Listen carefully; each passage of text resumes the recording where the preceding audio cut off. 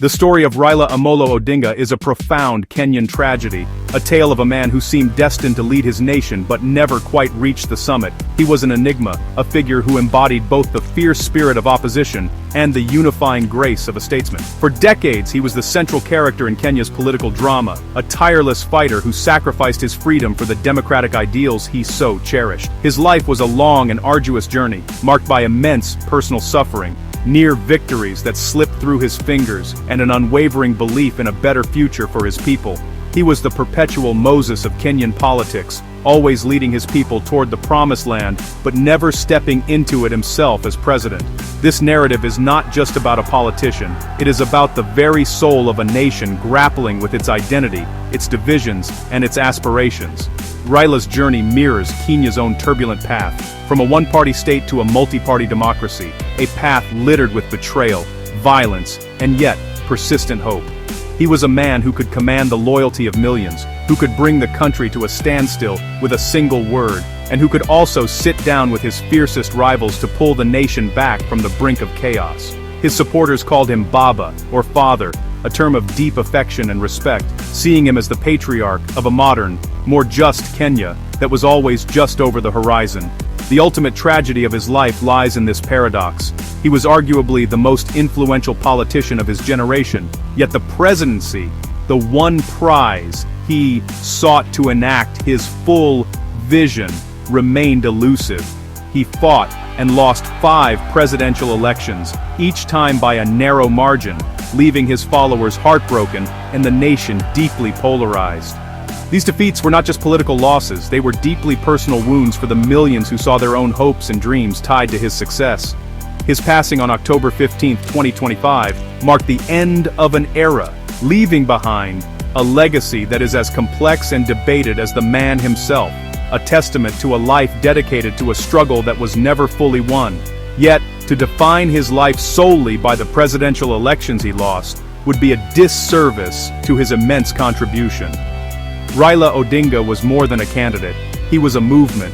He was the voice for the voiceless, the champion of constitutional reform, and the constant pressure that forced Kenya's political elite to be more accountable. His story is one of resilience, a testament to the human spirit's ability to endure imprisonment, torture, and repeated political heartbreak without losing faith. It is a story of a man who gave everything for his country, leaving an indelible mark on its history and shaping the political landscape for generations to come, a true but tragic hero of the Kenyan people. Raila Amolo Odinga was born into the heart of Kenyan politics on January 7, 1945. He was the son of Jaramogi Oginga Odinga, Kenya's first vice president and a towering figure in the nation's fight for independence. Growing up in this environment was a political education in itself. The Odinga household was a nerve center of nationalist activity, a place where the architects of a new Kenya gathered to dream and to strategize. Young Raila was immersed in these discussions, absorbing the ideals of freedom, justice, and self-determination from a very young age. His father was not just a parent, but also his first political mentor, instilling in him a deep sense of duty to his people and a fierce opposition to colonial oppression and post-independence authoritarianism. This privileged yet politically charged upbringing shaped his worldview and lit the fire of his ambitions. He was not destined for a quiet life. He was born to be a leader. His education took him abroad, to East Germany, where he studied mechanical engineering. This experience in a Cold War-era communist state exposed him to different political ideologies and systems, broadening his perspective beyond the confines of Kenyan politics. He returned to Kenya not just as an engineer, but as a man with a keen understanding of power, ideology, and the mechanics of social change. His early career saw him establish a business, but the pull of public service, the family calling, was too strong to ignore. The political path of his father, Jaramogi, was a powerful and cautionary tale for Raila. After a falling out with Kenya's first president, Jomo Kenyatta, Jaramogi spent decades in the political wilderness as an opposition leader, facing harassment and detention.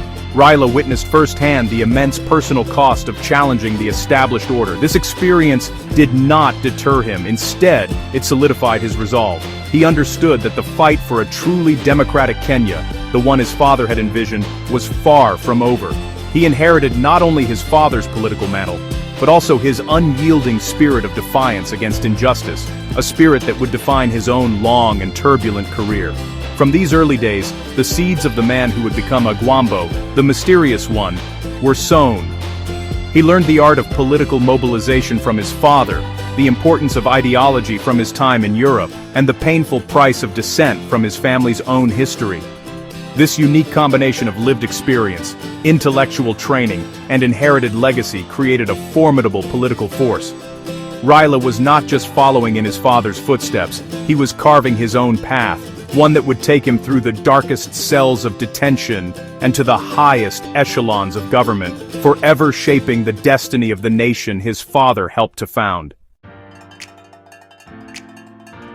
Raila Odinga's commitment to a multi-party democracy in Kenya was not forged in the comfort of parliamentary debate, but in the cold, dark confines of a prison cell. During the authoritarian rule of President Daniel Arap Moi in the 1980s, Kenya was a one-party state where dissent was ruthlessly crushed. Raila, then a young and fiery idealist, became a prominent voice in the underground movement advocating for political pluralism. His activism made him a target of the state. In 1982, following a failed coup attempt against Moi's government, Raila was accused of treason and arrested. This marked the beginning of a long and brutal period of incarceration that would test his spirit to its limits. He spent a total of 9 years in prison, much of it in solitary confinement and without a formal trial. These were years of immense suffering. He was subjected to physical and psychological torture, held in deplorable conditions, and denied contact with his family for long stretches. His health deteriorated significantly. The harsh conditions left him with lasting physical ailments. Yet even in the darkest moments, his resolve never broke. He famously used scraps of toilet paper to write letters to his family and document the abuses he endured. Prison became his crucible, a trial by fire that hardened his convictions and cemented his status as a symbol of the struggle for freedom in Kenya. His release from detention in 1991 did not signal an end to his troubles, but rather a new phase in the fight. He emerged from prison not as a broken man, but as a national hero to those who yearn for change. He immediately rejoined the pro-democracy movement, which was gaining momentum across the country. Alongside other veterans of the struggle, he co-founded the Forum for the Restoration of Democracy, FORD, a powerful political movement that successfully pressured the Moi regime to repeal Section 2A of the Constitution, the law that had made Kenya a de jure one-party state. This was a monumental victory, a turning point in Kenya's history that was won through immense personal sacrifice. The years in prison fundamentally shaped Raila Odinga as a leader. They gave him an unshakable moral authority and a deep personal understanding of the price of freedom. This experience connected him viscerally with the suffering of ordinary people and fueled his lifelong crusade against oppression and for a more just society. When he spoke of democracy, it was not as an abstract concept but as a tangible right for which he had lost years of his life. This history of sacrifice became the bedrock of his political identity, earning him the unwavering loyalty of millions who saw him as the embodiment of their own struggle for a better, freer Kenya. Raila Odinga's political career after the return of multi-party politics was a relentless quest for the presidency, a journey that saw him come achingly close to power 5 times. His first attempt was in 1997, but it was in the elections that followed, 2007, 2013, 2017, and 2022, that he truly established himself as one of 2 main protagonists in Kenya's political arena. Each campaign was a massive mobilization of popular support, with millions of Kenyans rallying behind his promise of constitutional reform, social justice, and an end to corruption. His supporters saw him not just as a candidate, but as their champion, the people's president, who would finally deliver the change they had been promised since independence. The 2007 election was perhaps the most defining and tragic moment of his electoral career. Initial results showed him with a commanding lead, and his victory seemed certain. However, as the final results were announced by the Electoral Commission, the incumbent Mwai Kibaki was declared the winner under highly contested and controversial circumstances. The announcement triggered a wave of spontaneous protests that quickly escalated into widespread ethnic violence, plunging Kenya into its darkest post-independence crisis. the country stood on the brink of civil war. In that moment, Raila faced a critical choice: to press his claim and risk further bloodshed, or to seek a path of compromise for the sake of the nation. Choosing peace over power, Raila agreed to a power-sharing deal brokered by the international community. This led to the formation of a grand coalition government, with Mwai Kibaki as president and Raila Odinga in the newly created post of prime minister. As prime minister, Raila played a crucial role in steering the country through a period of national healing and reform. He was a key architect of the new 2010 Constitution, a progressive document that devolved power, established a Bill of Rights, and strengthened democratic institutions. This constitution remains one of his most significant and enduring legacies, a concrete achievement born from the ashes of a stolen election. Despite his role as prime minister and his continued leadership of the opposition, the presidency remained his ultimate unfulfilled goal. The elections of 2013 and 2017 saw him lose to Uhuru Kenyatta, with both results being challenged in court.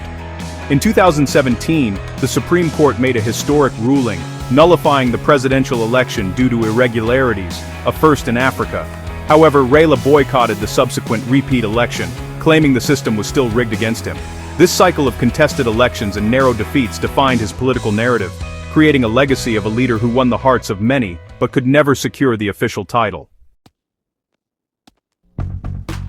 The presidential election of August 2022 was meant to be Raila Odinga's final and most promising bid for the presidency. This time, he had the backing of the incumbent president, Uhuru Kenyatta, his former rival. The political calculus seemed to be in his favor. Yet, in a stunning turn of events, he lost to his other rival, then Deputy President William Ruto, by one of the slimmest margins in Kenyan history, less than 2% of the vote. For Raila and his millions of supporters, the defeat was a devastating blow, a bitter end to a lifelong quest. The Supreme Court upheld Ruto's victory, leaving Raila once again in the familiar, cold terrain of the opposition. Refusing to be relegated to the history books, Raila quickly pivoted back to his role as the nation's chief dissident. In January 2023, he declared President Ruto's government illegitimate and called his supporters to action. The primary catalyst was a new finance bill and the crushing rise in the cost of living that was squeezing ordinary Kenyans. Raila tapped into this widespread public anger, launching a series of mass street demonstrations, or maandamano.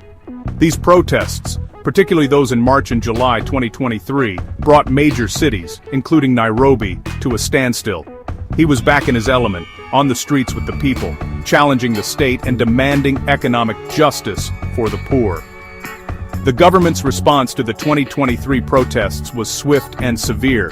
The demonstrations were often met with a violent crackdown by security forces, leading to dozens of deaths, hundreds of injuries, and widespread destruction of property. The country was once again dangerously polarized, with the government accusing Raila of economic sabotage and attempting to seize power through unconstitutional means. For his part, Raila maintained that he was exercising his democratic right to protest and was speaking for the millions of Kenyans who could no longer afford basic necessities. The standoff created a tense political climate, reminiscent of the crisis that followed the 2007 election. The protests highlighted Raila's enduring ability to mobilize the masses and his continued relevance as a check on state power. Even in defeat, he remained a central figure in the national conversation, forcing the government to address the pressing issue of economic hardship. The demonstrations eventually led to a dialogue between his Azimio la Umoja coalition and President Ruto's government aimed at resolving the political impasse. While the protests did not achieve all their stated goals, they reaffirmed Raila's position as the unyielding voice of the opposition, a man who, even in his late 70s, would not shy away from a fight for what he believed was right for his country. As 2024 dawned, the political landscape in Kenya began to shift in unexpected ways, presenting a new challenge to Raila Odinga's long-held position as the undisputed leader of the opposition. A new wave of discontent swept the nation, this time sparked by a controversial 2024 finance bill. However, the faces of this protest were not the seasoned politicians of Raila's generation, but the youth. A leaderless, digitally savvy movement dubbed the Gen Z protests erupted onto the streets. They organized flawlessly using social media, rejected all political affiliations, and brought the country to a halt with a level of coordination and ferocity that caught the establishment, including Raila, completely by surprise. For the first time in his career, Raila seemed to be a spectator in a national protest movement rather than its leader. The young demonstrators were wary of the old guard, viewing them as part of a political class that had failed them. When Raila attempted to join one of the protests in Nairobi, he was met with a mixed, and in some cases, hostile, reception. The youth chanted that they did not need a leader, a clear signal that the traditional methods of political mobilization were being upended. This moment was a stark illustration of a generational shift. The struggle for Kenya's future was now being fought by new soldiers on a new battlefield. Faced with this new reality and the potential for political irrelevance, Raila demonstrated his characteristic adaptability. He recognized that his traditional role was being sidelined and that he needed a new strategy to remain a key player. While the Gen Z protests raged, forcing President Ruto to withdraw the finance bill and dismiss his cabinet, Raila began to pivot. He saw an opportunity not in confrontation, but in collaboration. This marked the beginning of a surprising rapprochement with his arch-nemesis, President William Ruto. The old fighter was preparing for a different kind of battle, one that would be fought not on the streets of Nairobi, but in the halls of continental power. This period was a testament to Raila's political acumen. He understood that power and influence were not static, they flowed and changed with the times. Instead of fighting a losing battle for control over a youth movement that rejected him, he chose to navigate the changing tides. He saw that his long-term legacy might be better secured by pursuing a different path, one that would leverage his decades of experience and his status as an elder statesman.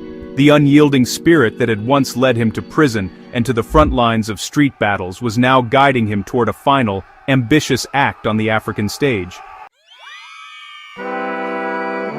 In a move that stunned both his supporters and his detractors, Raila Odinga began to publicly engage with President William Ruto in mid-2024. This was no small feat. Just a year earlier, he had been leading violent protests against Ruto's government. However, a shared goal emerged that would build an unlikely bridge between the two rivals: Raila's ambition to become the next chairperson of the African Union Commission. To secure this prestigious continental role, he needed the full backing of his home government. This necessity became the mother of a new political alliance, a final handshake in a career marked by them. On July 9, 2024, Raila officially agreed to join President Ruto's National Multi-Sectoral Dialogue Forum, a platform created to address the issues raised by the recent youth protests. This move was a masterstroke of political pragmatism. It allowed Raila to reinsert himself into the center of national politics while simultaneously laying the groundwork for his African Union Commission bid. President Ruto, in turn, saw an opportunity to co-opt his most formidable opponent, stabilize the political environment, and gain a powerful ally in his own foreign policy objectives. The deal was sealed when Ruto officially endorsed Raila as the East African region's candidate for the Commission's chairmanship in August 2024. This rapprochement had immediate political consequences. To solidify the pact, President Ruto appointed Raila's close ally and party chairman, John Mbadi, as the new finance minister. This move was seen by many as a de facto power-sharing agreement, effectively bringing the mainstream opposition into the government. However, this caused deep divisions within Raila's own Azimio la Umoja coalition. Some of his staunchest allies felt betrayed, accusing him of abandoning the opposition's cause for personal gain. They argued that the handshake demobilized their supporters and weakened the very democratic oversight that Raila had fought for his entire life. Despite the criticism, Raila framed his cooperation with Ruto as a move for national unity and a chance to serve the entire continent. He argued that his role at the African Union would elevate Kenya's stature and allow him to champion the causes of democracy, development, and peace across Africa. For him, it was the culmination of a lifelong Pan-African vision. This final political maneuver was classic Raila, complex, controversial, and strategically brilliant. It demonstrated his belief that in politics there are no permanent enemies, only permanent interests, and his final interest was to secure a legacy not just for Kenya, but for all of Africa. In his final days, away from the high-stakes world of politics, Raila Odinga returned to one of his lifelong passions: football. A devoted fan of the sport, he was a fixture at local and international matches, his presence always adding a spark of excitement to the stadium. In early October 2025, he was seen enthusiastically cheering at Kasarani Stadium during the Pamoja Chan 2024 tournament, a football championship co-hosted by Kenya, Uganda, and Tanzania. He attended 3 matches, draped in the colors of the home teams, his joy and passion for the beautiful game evident to all. These were his last public appearances, a fittingly simple and joyful farewell for a man whose life was often so complex and fraught with struggle. The news of his sudden death on Wednesday, October 15, 2025, sent a shockwave across Kenya and the entire African continent. Raila passed away from cardiac arrest in Kochi, India, at the age of 80. The man who had been a constant, unmovable presence in Kenyan public life for over 4 decades was suddenly gone. Tributes poured in from every corner of society. Political rivals, including President Ruto, praised him as a patriot. Sporting bodies like the Pamoja Chan 2024 Organizing Committee mourned him as a unifier and a true supporter of African talent. His death transcended political divides, uniting the nation in a shared sense of loss. The public outpouring of grief was immense and overwhelming. Thousands of mourners flocked to Nairobi, hoping to pay their last respects. The initial plan to have his body lie in state at Parliament buildings had to be abandoned as it became clear the venue was too small to accommodate the sheer volume of people. The public viewing was moved to the much larger Kasarani Stadium, the very place he had spent his last happy days watching football. Even so, the crowds were so massive that on October 16th, police had to use tear gas to control the thousands of heartbroken citizens pressing forward, desperate for one last glimpse of Baba. The scenes at Kasarani were a powerful testament to the deep connection Raila had with the Kenyan people. He was more than a politician to them. He was a symbol of their own struggles, their resilience, and their enduring hope for a better life. The raw emotion on display, the tears, the songs, the sheer numbers, spoke volumes about the void he had left. The last whistle had blown for Kenya's most passionate political player, and the nation he had dedicated his life to was left to mourn a giant, whose presence had defined an entire era of its history. Raila Odinga's legacy is a river with many currents, a complex flow of triumphs and tragedies that carved a deep path through the Kenyan landscape. He will forever be remembered as the nation's foremost champion of democracy, a man who sacrificed his own liberty to free his country from the grip of authoritarianism. His years in detention were not in vain. They helped birth a multi-party system and inspired a generation of activists. His most tangible achievement is the 2010 Constitution, a document he championed that fundamentally reshaped the relationship between the Kenyan state and its citizens, devolving power and enshrining human rights. This constitution stands as a lasting monument to his vision for a more just and equitable society. He was the eternal opposition leader, the relentless voice that held power to account. For decades, no government could rule without looking over its shoulder at Raila. He gave a voice to the marginalized and articulated the frustrations of millions, whether it was over electoral injustice, corruption, or economic hardship. His ability to mobilize the masses was unparalleled. While his critics accused him of being a perpetual agitator, his supporters saw him as the nation's conscience, the only one brave enough to speak truth to power, even at great personal risk. He taught Kenya that the work of democracy does not end on election day. It is a continuous struggle. Yet, his legacy is also one of profound, almost Shakespearean tragedy. He was the man who was always the bridesmaid, and never the bride. The leader who came tantalizingly close to the presidency 5 times, only to have it slip away. This series of defeats created a deep well of grievance among his supporters and contributed to the ethnic polarization that has long plagued Kenyan politics. His final handshake with President Ruto, while pragmatic, was seen by some as a betrayal of his lifelong role as an opposition firebrand.